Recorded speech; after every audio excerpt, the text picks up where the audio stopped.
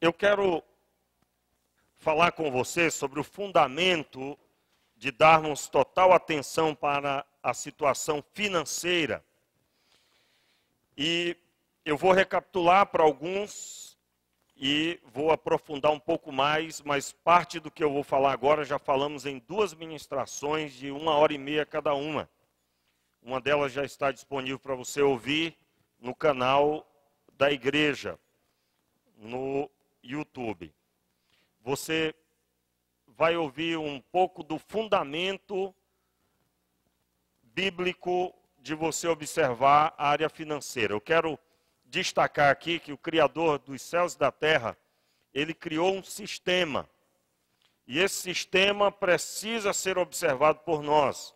Claro, nós temos aqui pessoas de outras religiões, mas nós concordamos certamente que há um Deus por trás de tudo isso, por trás de tudo que existe. E acima de tudo, ele tem um plano, um projeto. E nós precisamos aprender a respeito disso. E o fundamento, aliás, o tema principal que nós precisamos abordar é pensar no futuro. Você um dia vai envelhecer. E como você vai envelhecer? Você vai enfrentar o período da velhice como? E já é fato que a expectativa de vida das pessoas tende a aumentar pela multiplicação da ciência, pela capacidade do homem de superar problemas relacionados à doença e também uma série de outros fatores. E isso mudou dentro de muito pouco tempo, né? A expectativa de vida no século anterior, basicamente no começo do século anterior, era de 33 anos. A pessoa sabia que ia alcançar a idade de 33 anos, 34 anos. Dizer isso hoje parece ser absurdo no país, mas isso no início do século passado. Mas no decorrer do tempo, 1940, até agora, o ano de 2014, essa expectativa pulou de 41 anos para 75 anos. E, posso dizer, essa expectativa tende a aumentar. As pessoas vão envelhecer sim. Elas vão alcançar tranquilamente 70 anos, de uma forma geral, tanto o homem como a mulher, em média, 70 anos tranquilamente. E nós sabemos que a nossa cultura, nós estamos inseridos em uma cultura que nos diz que nós devemos contar com a aposentadoria do governo. Isso é algo comum você ouvir alguém preocupado porque no momento não está trabalhando, seu benefício não está sendo pago e a pessoa está preocupada em saber como ela vai fazer nesse momento que ela não está empregada. Tem também o caso dos autônomos que pagam de forma autônoma pensando no futuro quando essa pessoa ficar no período da aposentadoria. Nós sabemos já pelos noticiários, pelas informações que estão aí, já até nos cansando de certa forma, porque a repetição é muito grande, de que não se pode contar com a empresa, a estatal, não se pode esperar muito dela. Você sabe que atualmente a decisão que está para ser tomada definitivamente é exatamente o que vai ser para poder pagar a conta. E já é sabido de todos também que aquilo que estão decidindo, daqui a mais alguns anos você vai ouvir de novo. Isso aí é algo que resolve agora e aos poucos a informação vai sendo multiplicada e pode esperar os próximos governos que vierem vão falar em modificar mais ainda. E modificar mais ainda significa que eles vão exatamente buscar aumentar a idade para receber o benefício. Se hoje é com 62 anos, com 60, 65, não importa. Mas se eles conseguirem aumentar mais 2 anos na idade que for, será um ganho para quem tem que pagar o salário do aposentado. Você sabe também que aqueles que não têm um valor de salário satisfatório e que não vão aposentar recebendo seu salário integral, que tem lá todas as regras, eu não quero gastar tempo aqui com elas. O que ela vai ter, o autônomo que pagou sempre o mínimo da aposentadoria, é um salário mínimo. E um salário mínimo não dá para sobreviver. Veja bem, os órgãos que fiscalizam quanto deveria ser o salário mínimo de um pai de família para sustentar 3 pessoas, ele, a esposa e um filho, varia de R$ 2.300 a R$ 4.000. Veja bem, o salário mínimo deveria ser R$ 2.300, eu até fazer uma correção na mensagem que eu ministrei aqui no começo, eu falei 2.300, mas ali é de um órgão só, tem vários. E há, dentre eles, quem diga que o salário mínimo de um pai de família, de um governador de lá, que sustenta sua vida, sua esposa e um filho, precisaria ser de R$ 2.300 a R$ 4.000, aí colocando, como disse, as várias opiniões, para ele comprar a cesta básica de um mês para essa família. Isso não tem nada a ver com a nossa realidade que vemos hoje. É ou não é? Você encontra quem está ganhando um salário mínimo e tem muito mais do que ele e um filho para sustentar. Então, eu já sei que a aposentadoria será difícil. Eu não preciso de uma revelação, eu não preciso de nada mais a não ser a lógica. A aposentadoria será difícil. E na cultura brasileira, irmãos, muito do que se espera de mudança é depositado sobre o governo. Eu não estou dizendo que você tem que ser cético e que você tem que parar de cobrar o governo. O governo foi eleito, seja qual for, prefeito, governador, presidente, ele foi eleito para organizar, prover, gerir a gestão pública. Então você deve continuar cobrando que ele foi eleito para isso. Porém, o que é que eu vou decidir sobre o governo da minha vida, da minha família? Eu vou lançar sobre as costas do governo? Não posso, não devo, não vou fazer. Então o que é que eu devo fazer? Eu devo aprender sobre finanças. Eu preciso aprender sobre como lidar com o dinheiro, de forma que eu seja o governador do meu futuro. E aí eu estou falando governador, porque o próprio Deus, ele não vai fazer isso.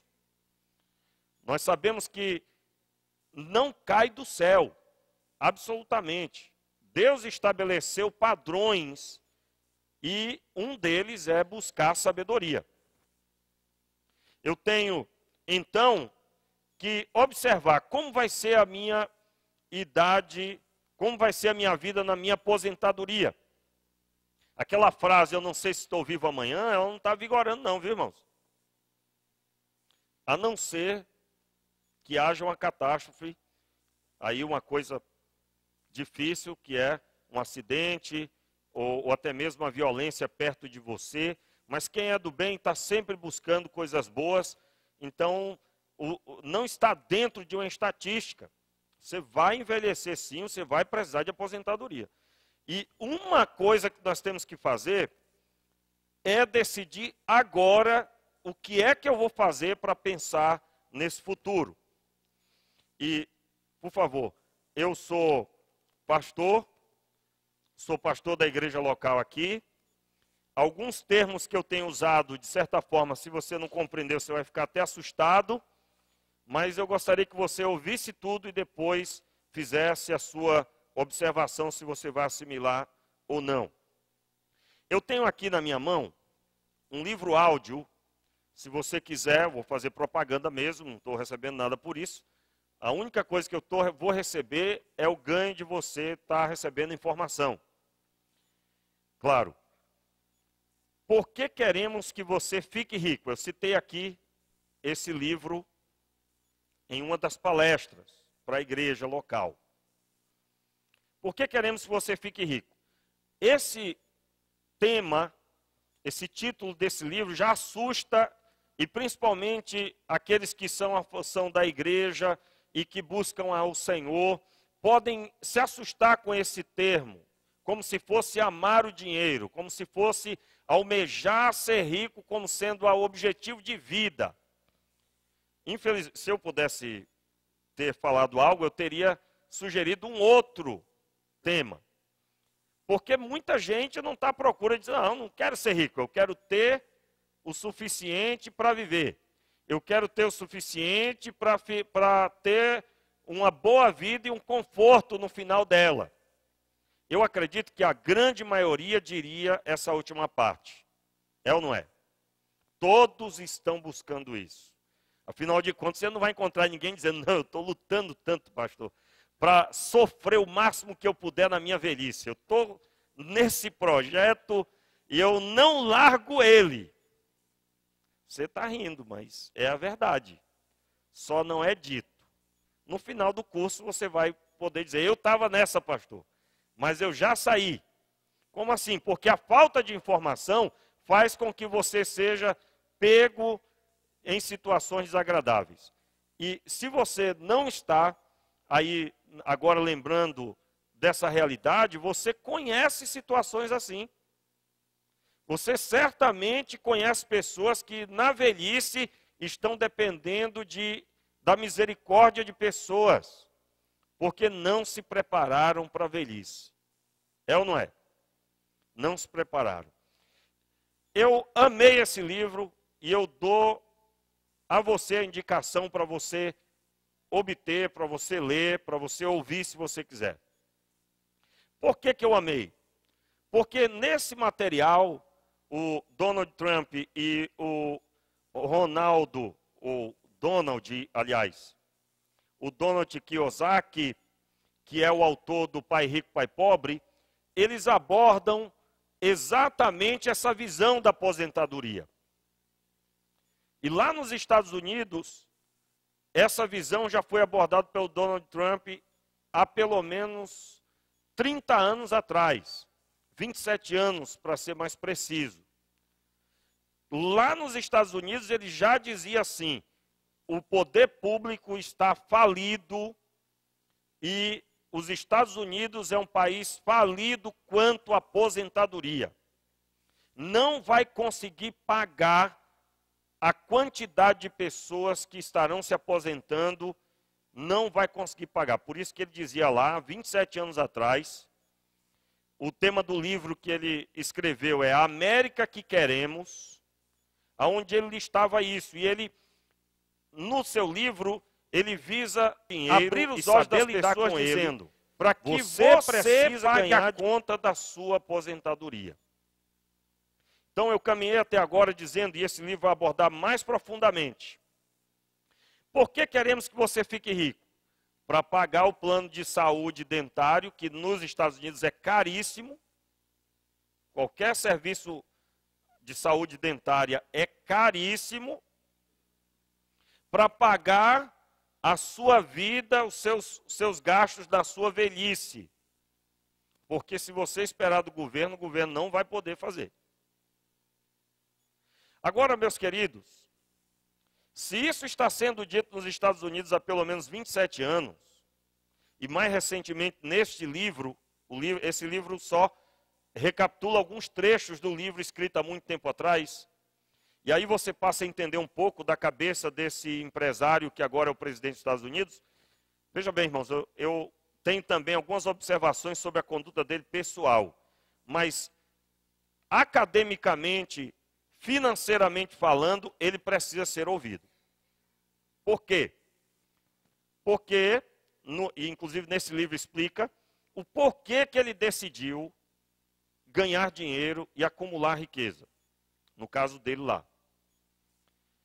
Porque ele entendia que para alcançar, mudar a sociedade e a sua visão, ele precisava ou ser um político influente ou ser um grande empresário. Ele optou por ser empresário, e quando ele estivesse no topo do ramo empresarial, financeiro, o que ele dissesse seria ouvido. É mais ou menos essa a visão no resumo da obra. Então, meus queridos, se lá nos Estados Unidos já é dito isso, e não só por ele, tá, irmãos? Apenas não tem holofote sobre os outros que falam.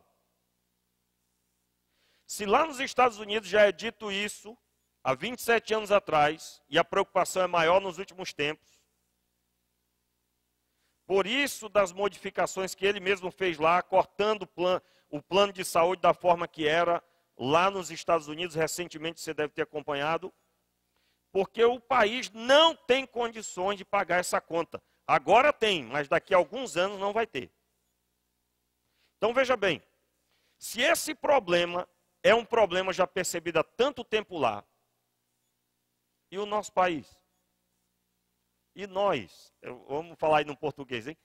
E nós? Não é? Como é que nós vamos ficar, pastor? Pois é. Eu tenho aí uma caminhada pela frente para pensar e aplicar na minha vida. E eu quero assim motivar você. O que você vai ouvir hoje será aplicado para você se preparar para esse tempo. Eu não sei como você vai fazer, mas o primeiro passo é saber lidar com o dinheiro que você recebe. Segundo, como eu posso aumentar minha receita? E como eu posso investir esse recurso para fazer ele se multiplicar? A grande maioria do nosso povo está multiplicando a riqueza dos bancos, porque não sai da visão de sempre dar um jeito e sempre estar precisando de uma ajuda. A proposta é fazer uma reformulação das minhas finanças que eu já recebo. Como posso aumentar a minha receita? Aí, é claro, alguns vão optar por trabalhar com vendas, enfim. Isso é absolutamente abrangente. Mas essa decisão tem que ser tomada. Alguns que já têm uma pequena empresa vão decidir ampliar a visão. Porque se eu não tiver uma visão ampla, e já está dito já estatisticamente, que aquele que almejou um topo alcançou 80%, alcançou 70%, alcançou 50%. Então, se o seu alvo for pequeno, então você vai continuar com pouco alcance.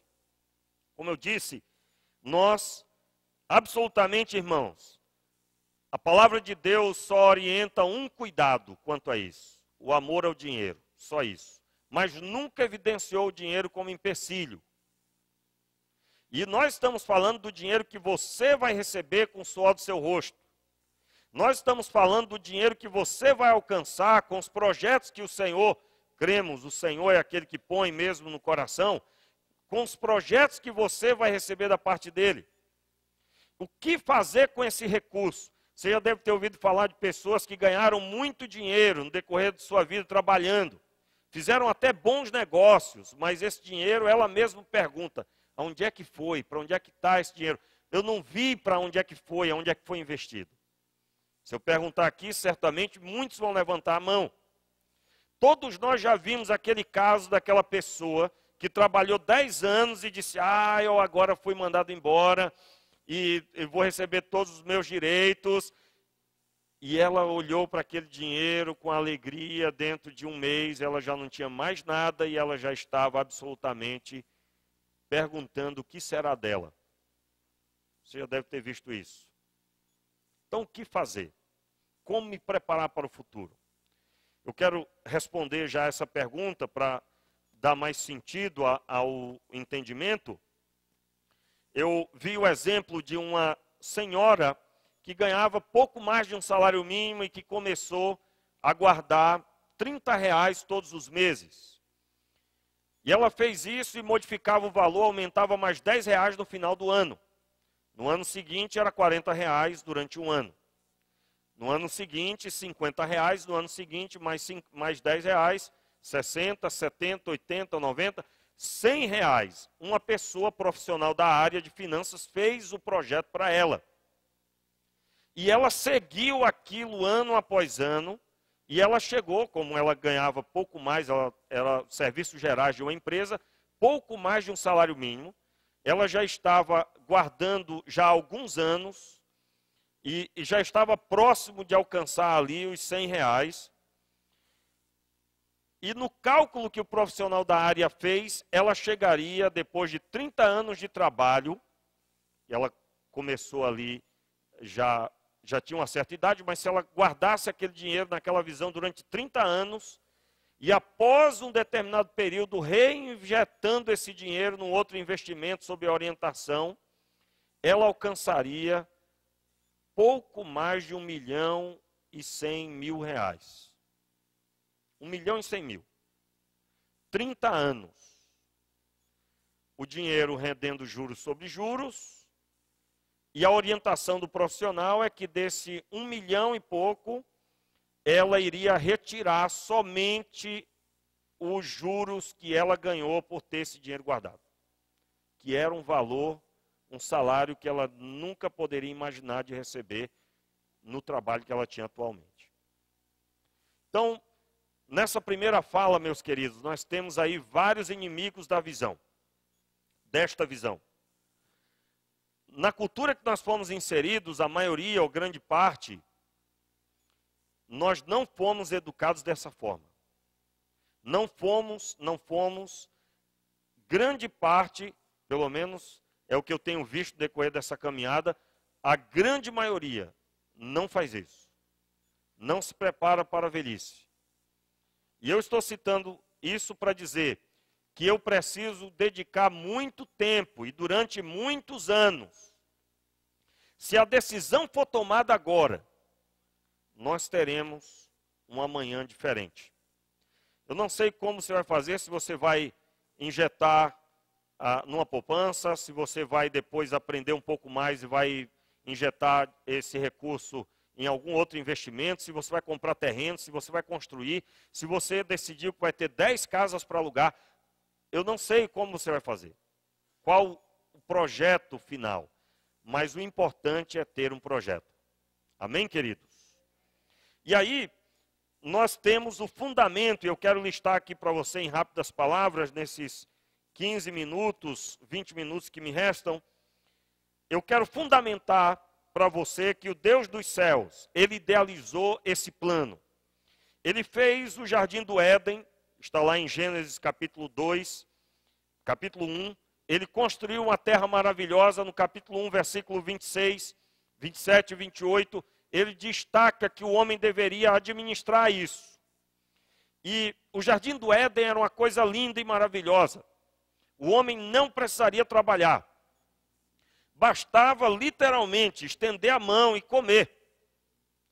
Tanto é que depois que o homem pecou, ele foi expulso do Jardim do Éden. Porque agora ele iria precisar trabalhar. E pois o mesmo texto no capítulo 3, já no final, diz que do suor do teu rosto comerás todos os dias da tua vida.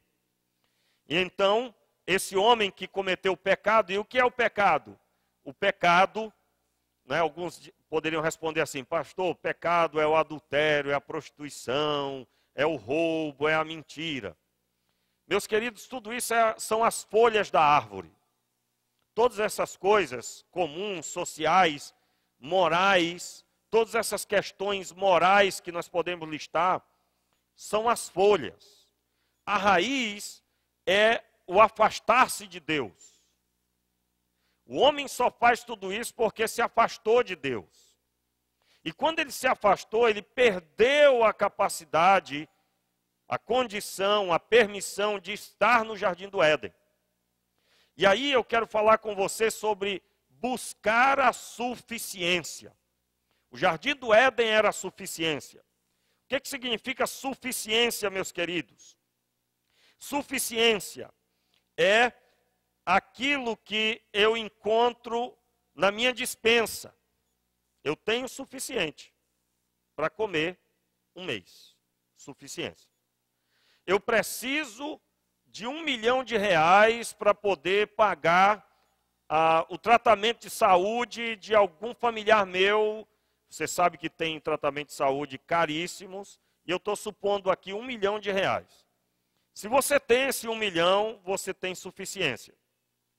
Se você precisa somente de R$ 100 para passar o mês, e você tem esses 100 reais, você tem suficiência.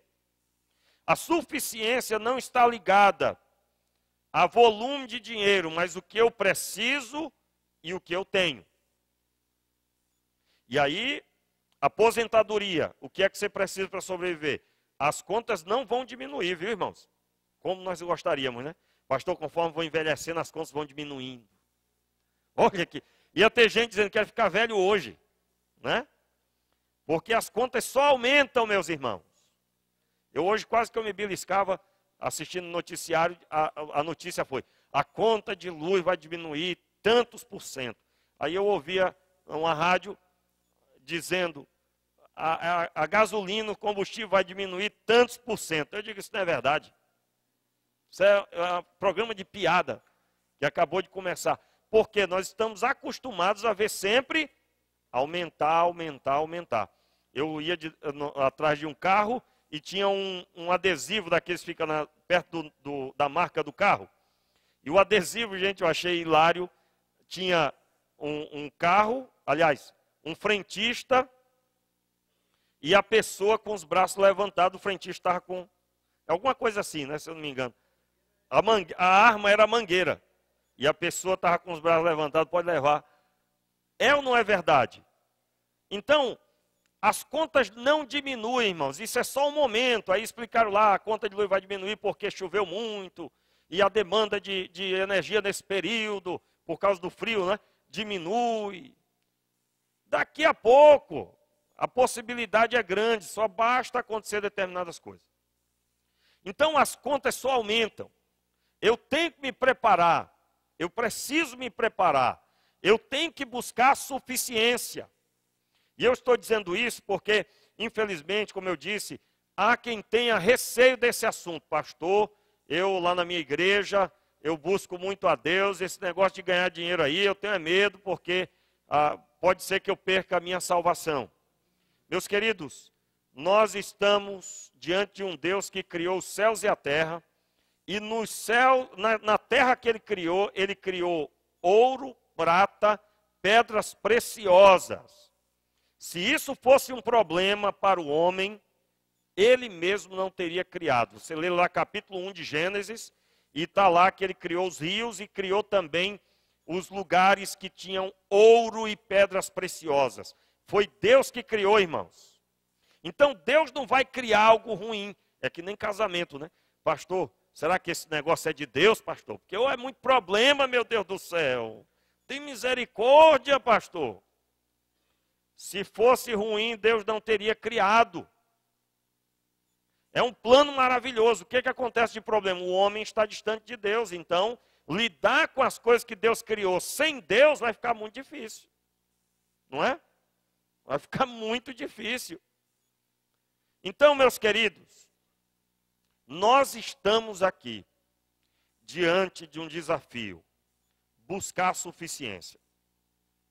Buscar ter o que eu preciso. Se você não pretende ficar milionário, tudo bem. Mas você pretende ter paz na sua vida. E paz, em se tratando de pagar as contas, é ter o dinheiro. Pastor, mas eu sou um homem de Deus, eu sei que vai dar tudo certo. Meu filho, você não vai chegar lá e dizer, olha, eu sou um homem de Deus, eu queria que você abonasse aí a conta. Vai ser assim, irmãos? Não. Então eu estou aqui, e aí, irmãos, o desafio, eu estou muito feliz aqui hoje, porque nós estamos dentro de uma igreja, e nós vivemos um tempo que parece que igreja se tornou significado de tirar o dinheiro, né? Do povo dar dinheiro para a igreja. Nós estamos aqui hoje, por isso minha alegria. E nós estamos falando sobre como você ter mais dinheiro no seu bolso. Eu só ouvi um amém. Ninguém quer. Ó, eu acho que você está naquele projeto. Qual é o projeto? Estou me esforçando muito, pastor, para me sofrer bastante na velhice. Então nós estamos aqui hoje. Nós estamos aqui hoje para que o dinheiro que você recebe permaneça mais tempo na sua mão, você tenha mais sabedoria com ele e ele venha render muito mais para a glória de Deus, porque Deus tem interesse de que você tenha dinheiro para pagar suas contas. Irmãos, Você quer saber se uma pessoa está feliz é se ele teve condições de pagar suas contas. Ele anda de cabeça erguida. Tem um filósofo aqui na igreja, chama de filósofo, né, o Samuel. Samuel disse uma vez para mim, pastor, um homem sem dinheiro, até o andar dele é torto. Aí, aliás, ficar perto das pessoas mais experientes é uma alegria. Ele, principalmente ele, né? Porque cada ditado, e de vez em quando eu ainda digo assim, esse daí eu nunca tinha ouvido. Mas não é verdade, gente. A pessoa não consegue pagar as contas, ela anda de cabeça baixa. Ela se sente mal. E a Bíblia vai dizer algo muito forte sobre esse assunto, e eu quero listar para você. Então, qual a forma bíblica, qual a forma de Deus para você construir um futuro? Primeiro, eu preciso aceitar o que diz a Bíblia. E aí eu estou citando para você, com todo o respeito, meu querido, você talvez não está acostumado a ouvir uma palestra dessa, né? Pastor, eu não estou entendendo muito bem, mas eu acredito que o Senhor vai ministrar o seu coração, você vai entender claramente. O texto de Provérbios 21, verso 20, declara, o homem sensato tem o suficiente para viver. Estou falando de suficiência. Nós temos aqui já? Ok? O homem, vamos ler juntos? O homem sensato tem suficiente para viver, na riqueza e na fartura. Mas o insensato não, porque gasta tudo o que ganha. Veja, vamos analisar esse texto. O homem sensato. O que significa sensatez? A pessoa que tem capacidade de medir as suas ações, as suas atitudes. Ele vê o que ele vai precisar, o que ele precisa fazer para alcançar. Ele analisa, pesa na balança, observa todos os ângulos do problema e ele age. Ou seja, ele é uma pessoa sensata. O homem sensato tem o quê, irmãos? Tem o suficiente para viver na riqueza e na fartura. Mas o insensato não, porque gasta tudo que ganha. Não parece exatamente aquele dizer popular, meu amigo, eu vou gastar esse dinheiro, porque eu não sei nem o que eu comi hoje, e nem sei se eu vou estar vivo amanhã. Quem aqui já ouviu mais ou menos isso? Todo mundo, ou já disse, aí eu não pedi para levantar a mão não, para não constranger, né? Pastor, o senhor me pegou agora. Meu querido, não peguei você pelo pé não, mas é a realidade bíblica. Irmãos, não é pecado ter suficiente, e o texto ainda é mais audacioso, diz que é viver na riqueza. Mas para poder ter na velhice, tem que buscar organizar para lidar. O homem sensato, se ele é sensato, então ele não vai sair fazendo loucura. Senão ele não é sensato. Mas o insensato não. Por quê? Porque gasta tudo que ganha. Que desafio, irmãos. Essa cultura de gastar tudo que ganha, ela é muito forte. Muito forte. Eu vou repetir o que eu tenho dito aqui. Se você passar um ano lutando para conseguir pelo menos se controlar, você já é um vitorioso. Se você passar 2 anos para poder dizer assim, não, eu já estou guardando um pouquinho, pastor, você já venceu um pouco mais. Você está saindo da cultura. Porque, eu não vou dizer a maioria, porque pode ser que seja só eu, né, irmãos? Aí eu vou passar vergonha, né? Só eu que luto contra essa cultura. Eu fui nascido nessa cultura. Eu nasci ouvindo as pessoas ao meu redor. E tem uma frase que eu já ouvi um pouco mais. Quando alguém está dizendo que está construindo, né? Aí alguém diz assim, rapaz, se não for desse jeito também não constrói. Já ouviram? Se não for fazendo dívida, não constrói. Gente, essa então é uma cultura dificílima de sair dela. Mas eu creio em Deus que você está entendendo que a sabedoria, quem foi escrever os provérbios foi Salomão. Que a sabedoria é ouvir a Escritura. Provérbios 24, versículo 27. Cuida dos teus negócios lá fora. Vamos lá? prepara fora a tua obra e apronta no campo, e então edifica a tua casa. Tem outra tradução aí desse texto? Outra tradução. Vou citar aqui a minha. A minha está escrito assim: cuida dos teus negócios lá fora, apronta a lavoura no campo e depois edifica a tua casa. Aliás, a interpretação do texto é o quê? Primeiro você tem que ter uma lavoura. Aqui é um tempo que a maioria lidava com isso. Primeiro você vai ter um negócio. Primeiro você vai ter um meio de sobrevivência. E depois você vai constituir uma família. Outra tradução: não construa a tua casa, nem forme o teu lar, até que as suas plantações estejam prontas e você esteja certo de que pode ganhar a vida. Gente, outra cultura que nós crescemos nela, eu volto a dizer, talvez tenha sido só eu, né? Eu me casei, eu tinha lá um salário, X, eu acho que hoje seria 2 salários e meio, 2 salários mínimos e meio, e eu me casei, e eu tinha a maior parte das coisas, mas a casa alugada, não é? Mas o meu salário não era um salário fixo, dependia de uma série de fatores, era vendedor, né? Se não vendesse, não ia ser mandado embora, quanto mais o salário. E então, eu já ouvi inúmeras histórias. Por exemplo, pastor, quando me casei, eu já ouvi um casal, né, bem antigo, já há muito tempo, acho que tinham mais de 40 anos de casado, eles me contaram assim: pastor, quando nós casamos, tínhamos 2 pratos, 2 colheres e uma rede. Meu Deus! Eles dormiam nessa rede. Legal que ficava já bem perto um do outro, né? Já dormia abraçadinho. Não precisava nem de cobertor. Já tinha, né? Na minha terra de origem é cobertor de orelha. É a esposa. Mas essa realidade é uma realidade adotada por muitas pessoas. E é inimiga da visão de organizar o recurso. Porque, de repente, cai uma bomba em cima da pessoa. E ela tem um mundo de dívidas para lidar, de contas para pagar. Porque, de repente, ela viu, o Adão viu a Eva viu o Adão, e aí disse: olha, eu estou afim. Aí o Adão disse: eu também estou afim, então vamos casar. Eu disse: mas não tenho nada, não tem mais jardim do Éden, não adianta estender a mão, não tem não, vai ter que ser do suor do rosto. E aí, irmãos, vão viver de amor, é isso?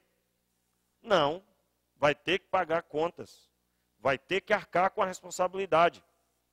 Segundo a Bíblia, primeiro a pessoa deve se capacitar, deve ter uma receita sadia, fixa, que ela possa contar. E eu estou listando isso para dizer o fundamento do porquê que eu devo valorizar esse momento aqui, bem como ler um livro da área, bem como continuar o investimento do conhecimento sobre finanças. Outra interessante observação está na Bíblia, e eu vou só citar, nós não vamos nem ler os textos. Você encontra na Bíblia a construção do templo de Salomão, por exemplo. 1 Crônicas 29, versículo de 1 a 8. Você vai encontrar lá que o templo só foi iniciada a construção depois que já tinha todo o material. Você vai encontrar que o rei Salomão só iniciou a construção. Aliás, o rei Davi deu uma oferta do próprio bolso, está escrito em 1 Crônicas 29, versículo de 1 a 8. Primeiro o material, depois a construção. Aí depois o rei Salomão, em 1 Reis capítulo 5, versículo de 1 a 3, ele faz então a convocação do rei para o retiro, fornecer toda a madeira, toda a pedra para construir o templo. Somente no capítulo 6 é que o templo começou a ser construído. Outra cultura que biblicamente ela vai dizer que não é assim. É a cultura de primeiro eu construo e depois Deus vai me ajudar a pagar. Conta a história que uma pessoa foi na frente de uma loja E aí pediu a Deus para comprar aquelas coisas todas. Só que não conseguiu pagar. E aí não ouviu nada de Deus, Deus falando nada com ele, mas não conseguiu pagar e foi orar a Deus, dizendo para Deus: Senhor, mas eu falei com o Senhor sobre tudo isso e agora eu não estou conseguindo. E então conta a história que ele ouviu a voz dizendo: você me falou, mas não ouviu o que eu disse, eu iria dizer. Você não ouviu eu dizer para você fazer isso. Se ele fosse ouvir, ele teria ouvido primeiro ganhe o recurso. Primeiro tenha certeza de que você terá como arcar. Tudo isso, irmãos, na Bíblia, você encontra esse fundamento. Se a Bíblia é uma autoridade de sabedoria, de conhecimento máximo para a vida, então eu devo me adequar. E aí segue os textos, e eu quero encerrar citando esse. Está escrito na Bíblia, todos conhecem bem essa história, é a história de José. José estava no Egito, irmãos. Eu vou narrar rapidamente, novamente. José, ele não era bem aceito pela maioria dos seus irmãos. Eram 11. E ele não era bem aceito porque ele era correto. A Bíblia diz em Gênesis que tudo que os irmãos deles faziam errado no campo, cuidando das ovelhas, ele dizia a seu pai. Na verdade, o texto está dizendo o seguinte, vou falar em palavras práticas. Se eles perdiam alguma ovelha, eles teriam que relatar ao pai deles. O texto indica que eles não relatavam, mas pelo fato de José estar lá, ele tinha por obrigação relatar. E ele relatava, só que denunciava também aqueles que tinham feito o erro. Alguns de seus irmãos se enfureceram com ele. Até que um dia decidiram matá-lo. Pegaram ele, jogaram dentro de uma cisterna, de um poço, achando que ele morreria ali porque não ia suportar ficar muito tempo submerso, não ia conseguir ficar flutuando muito tempo, morreria. Só que quando eles lançam ele dentro, não havia água. E aí vai passando alguns mercadores e eles decidem vendê-lo. E ele é vendido para mercadores que foram parar no Egito. Ele se torna um escravo, ele é comprado por um homem chamado Potifar. Na casa de Potifar, tudo que ele punha a mão prosperava, ele se tornou governador daquela casa, mordomo na linguagem atual. Só que a esposa de Potifar se engraçou por ele, começou a gostar dele e tentou tomá-lo à força.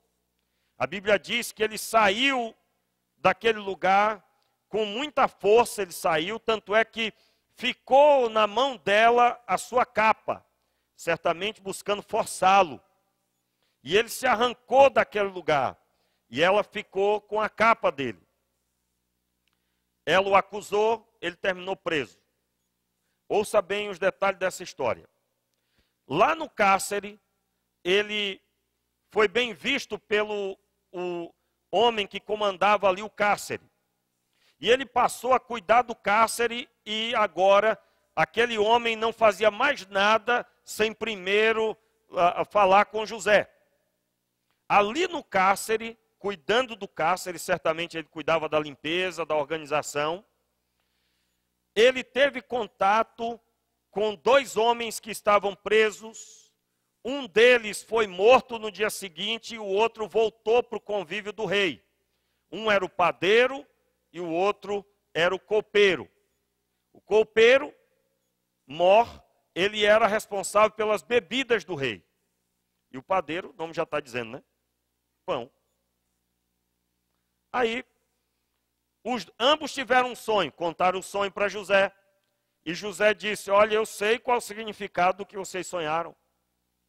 Para o padeiro ele disse: você vai ser morto.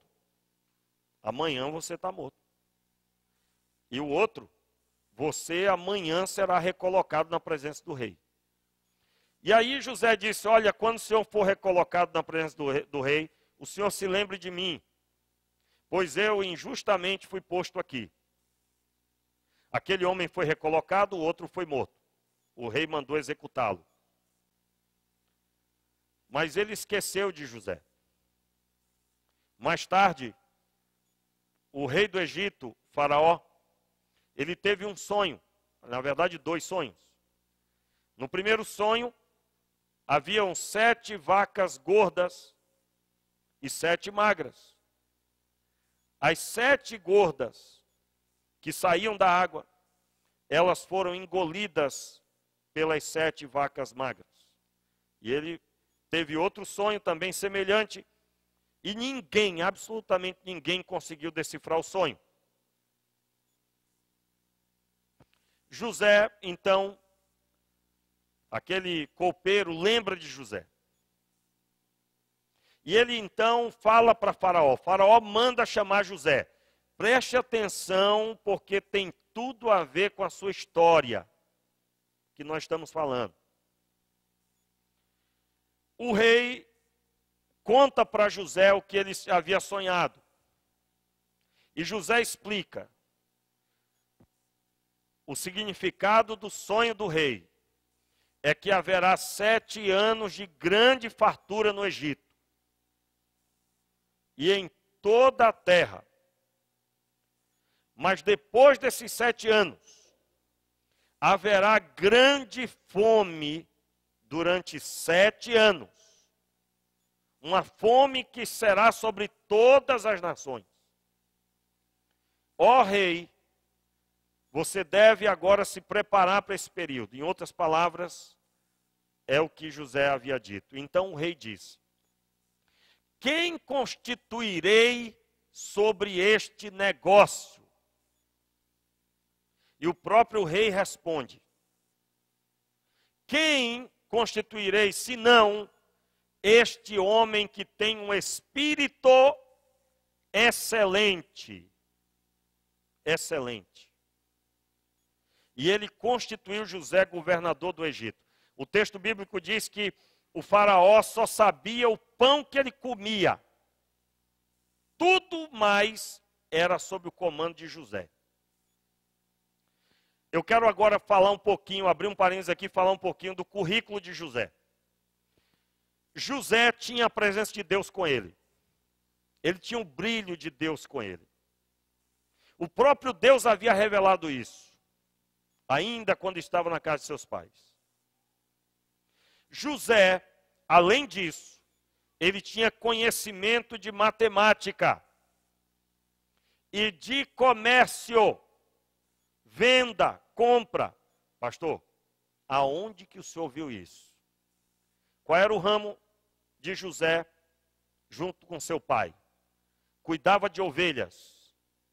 Cuidar de ovelhas parece ser a coisa mais simples do mundo para nós. Quando vemos um pastor de ovelhas, é ele cuidando das ovelhas, parado olhando as ovelhas. Pastor, aí até eu.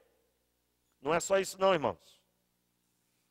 Quem cuida das ovelhas tem que saber perceber a que está doente, tem que saber a quantidade de alimento que ela está ingerindo, precisa ter conhecimento de como lidar com as doenças, e precisa saber lidar com a lã que é retirada delas, e precisa saber lidar com o peso, tanto das ovelhas como da lã, e ainda assim saber a respeito de comercializar essa lã. A casa de José, o seu ganho de vida girava em torno de ovelhas. Numa cultura que na época dele era o que, pelo menos a maior parte das culturas, na época de Jesus principalmente, mas na maior parte das culturas, o aprender a lidar com matemática e administração é uma coisa comum do ofício. Comum. Comum, irmãos. José está no Egito. Aliás, estou querendo correr e estou pulando etapas.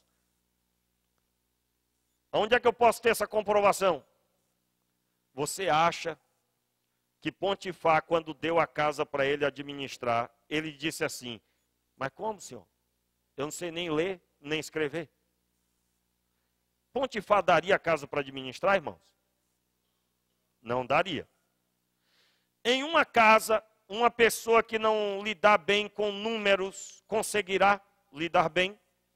Aliás, nós não notamos porque já sabemos. Mas se você quiser saber como é difícil a vida de uma pessoa que não sabe lidar com números, só é você estar perto de uma. Eu estava agora recentemente no Rio de Janeiro, lá trabalhando num local, fazendo lá um serviço lá com uma pessoa, e foi nos dito uma pessoa que vendia ali comida por telefone, uma senhora, e aí eu liguei, me deram um telefone, eu liguei, irmãos, foi de doer. Porque eu disse para ela o que eu queria, e eu disse o quanto que eu tinha, e que era troco para tanto. Ela disse, aí ficou sem saber entender direito, mas como assim? Mas como é que se escreve isso? Aí eu disse lá o número do apartamento, aí ela disse, o apartamento. Aí ela repetiu, irmãos, eu não sei reproduzir aqui agora, mas eu percebi que ela não sabia ler e nem escrever. Comida maravilhosa, top. Aliás, eu toda vez que comia aquela comida, digo, que comida maravilhosa. Gente, parece que é feita na nossa casa. Não é? Na hora de dar o troco, ela não reconheceu o troco, eu percebi. Aí quem estava comigo uma outra vez disse, pastor, certamente essa senhora, em um ou outro lugar alguém a enrola. Ela não sabia nem o troco, irmãos. Comida excelente, mas ela não sabia quanto que eu tinha dado para ela. E tudo top, irmãos, tudo top, top. Aqui está pegando, né, esse negócio, está top, top, top. A embalagem, a quantidade de comida. Aquilo é número 3, né, aquele tamanho. Aquela mais alta, número 3. Por R$13. 9? Não, o número menor é menor. É grande, irmãos. Era aquela maior. Comida maravilhosa que não fica depois pesado. Ela trouxe uma embalagem térmica, bem vestida, parecia que a mulher ia para uma festa. No sentido daquela melhor roupa. Digo, gente, essa mulher é uma mulher de visão de negócio, ela tem uma visão, ela tem garra, ela tem potencial, mas não sabia nem ler. Certamente não sabia escrever, claro. Claro, né, pastor? Tem essas palavras óbvias assim. E não sabia os números. Então, Potifar só deu a casa para administrar porque tinha potencial. O cárcere, do mesmo jeito. E para governar o Egito. Aí eu encerro dizendo para você, se o nosso livramento na velhice vai cair do céu, por que é que Deus mandou José para o Egito e ele se tornou governador do Egito? Guardou durante 7 anos, presta atenção porque eu disse tem tudo a ver com a sua vida e com a minha vida. Ele guardou comida durante 7 anos. Assim que ele pegou o governo, ele mandou derrubar, foram derrubados todos os celeiros e foram construídos novos e maiores. Eu estou dizendo que Deus deu livramento em período de seca, mas foi com administração, foi orientando, e houve quem executasse a orientação. Irmãos, eu particularmente, eu já vi muita gente séria com Deus, aquele pessoal firme, mas que na velhice estava sem nenhum amparo, nem aposentadoria. Por quê? Não lhe faltava conduta, mas faltava conhecimento destas coisas. Se eu perguntar aqui quem conhece gente séria, quando eu digo gente séria, é aquela pessoa que não recebeu uma palestra dessa, nunca, jamais. É aquela pessoa que, seu dia a dia, é uma pessoa séria, uma pessoa que paga suas contas, que trabalha direitinho, que ela tem uma conduta top, top, top. Porém, ela não teve como se preparar para o futuro, porque ela nem imaginava que tinha que se preparar.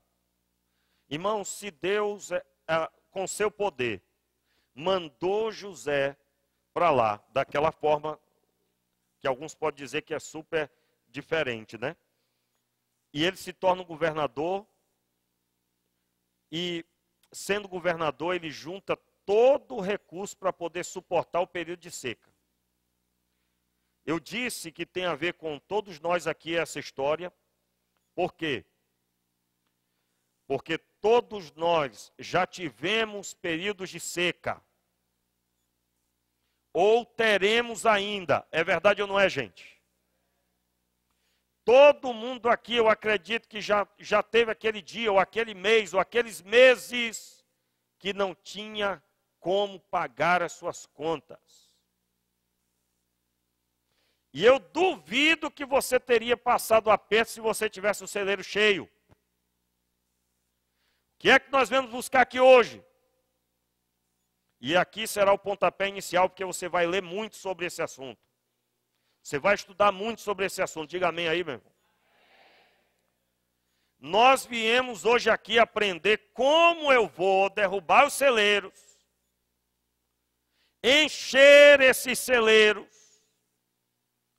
para que no dia em que eu tiver que passar aperto, porque bom ou mal, pessoa A ou B, todo mundo está sujeito a tudo. E ninguém poderá fugir da velhice. Meus queridos, a minha oração é que você seja encontrado com essa visão. A Bíblia diz que José disse para os seus irmãos assim, ó. Disse José a seus irmãos: agora chegai-vos a mim. E chegaram-se. Então disse: eu sou José, vosso irmão, a quem vendestes para o Egito. Agora, pois, não vos entristeçais, nem vos irriteis contra vós mesmos, por ter me havido vendido para aqui. Porque para conservação da vida, olha as palavras de José, gente. Para conservação da vida, Deus me enviou adiante de vós. Eu quero declarar sobre a sua vida. Fique de pé aí, fique de pé. Palavras de José, e eu quero encerrar agora, convidar já a Cristiane. Olha só, palavras de José. Deus me enviou para cá. Os irmãos estavam chorosos porque eles achavam que estavam passando toda aquela situação ruim que eles estavam vivendo porque eles tinham feito mal ao irmão. José se revelou a eles, José não estava sendo reconhecido com aquela vestimenta de egípcio. E José disse para eles: olha, meus irmãos, sou eu, José. Eu vim para esse lugar para a conservação da vida. Em resumo, foram 120 pessoas da família de José que Deus alimentou com aquele livramento do Egito. Se não fosse o Egito guardando comida, a família de José, que não fazia parte de cidade nenhuma, não teria o que comer. Eles moravam no deserto. Eles teriam morrido de fome.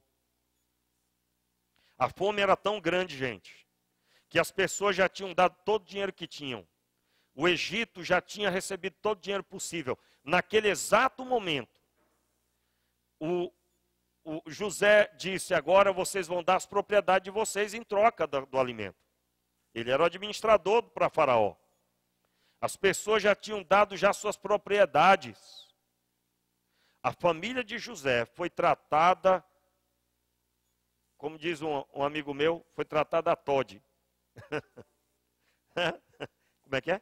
A pão de ló. Mas esse diz Todd. Esse tratada a Todd. Foi tratada bem, porque José era o governador. Quero declarar sobre a sua vida isso. você vai ser encontrado na sua família como alguém que tem condições de ajudar quem não tem. Você vai ser encontrado na sua família. Pastor,